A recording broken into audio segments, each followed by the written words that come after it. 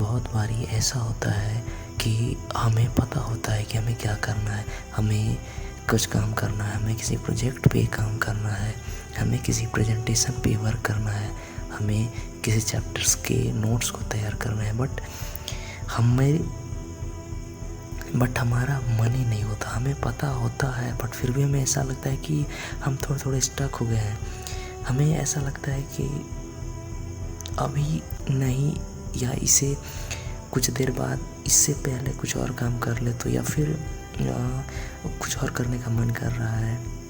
फिर समझ में आता है कि नहीं, वो चीज़ भी उतनी अच्छी नहीं लगी, उसे छोड़ कर के मन में दूसरा ख्याल आता है। फिर हमें ये लगता है कि वो चीज़ और सही रहेगी, उस चीज़ को करना चाहिए। और इसी तरह से टाल मटोल करते करते वो टाइम भी निकल जाता है हाथ से। जब भी आपके साथ ऐसा होता है या आपको ऐसी फील आती है कि आपको पता है बट फिर भी आप कंफ्यूज्ड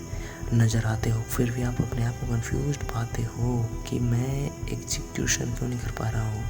इसका एक सिंपल सा प्रोसेस है कि आप जो वर्क करने के लिए डिसाइड किए हो कि अभी आपको ये करना है, उस काम को, ठीक है पता है कि उस टाइम तो आपको बिल्कुल भी नहीं मन कर रहा है, लेकिन उसे आप 100% एफर्ट ना दे करके जितना आप मैक्सिमम पोटेंशियल अपना उस चीज़ में झोंक सकते हो, जितना आप दे सकते हो उतना लगाओ। अगर चैप्टर्स के नोट्स बना रहे हो तो केवल ऊपर ऊपर से देख लो कि सब टॉपिक्स क्या है। कुछ देर बाद फिर ऐसा थॉट आएगा कि कुछ और कर लेते हैं। आप इस बार ब्रेक ले करके उसी टाइम स्टॉप हो करके एक बार फिर डिसाइड करो और फिर ये सिग्नल दो कि एक बार और देखता हूँ उस चैप्टर को दोबारा, बस उसके सब टॉपिक्स के भी सब टॉपिक्स देखने वाला हूँ। ऐसे रीड करो, एक बार और आओ उसमें। इस बार आप क्या करने वाले हो, आप उसके केवल क्वेश्चंस देखने वाले हो, कैसे क्वेश्चंस आ रहे हैं ऊपर ऊपर से, उसके आंसर्स भी आपको फाइंड नहीं कर रहे हैं। जब आप इस तरह से काम कर रहे हो तो कुछ देर बाद आपकी बॉन्डिंग बनना खुद ब खुद शुरू हो जाती है, और वो जो चीज़ जो आपको कंफ्यूज कर रही थी वो खुद ब खुद गायब हो जाएगी, वो चीज़ डिसअपियर हो जाएगी, वैनिश हो जाएगी, और आपको पता भी नहीं होगा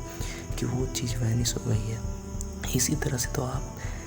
प्रेजेंटेशन में जीतते हो, इसी तरह से वर्क में जीतते हो। स्मार्ट पीपल क्या करते हैं पता है, वही ऑर्डिनरी लोग की तरह होते हैं, बट वो उन्हें पता होता है कि कब कौन सा पैटर्न ट्रेन करना है, कब कौन सी चीज़ें कहाँ इस्तेमाल करनी है, और कैसे कम्युनिकेट करना है। ये बहुत इम्पोर्टेंट है कि आप अपने ब्रेन, आप अपने माइंड, आप अपने कंट्रोल के साथ कैसे कनेक्ट कर पा रहे हो, कितनी अच्छी तरीके से कम्युनिकेट कर पा रहे हो, उसके अंदर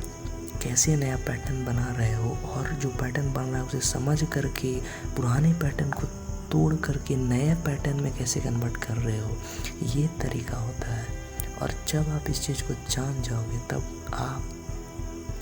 पता होते हुए भी कंफ्यूज नहीं होगे कि आपको क्या करना है, क्योंकि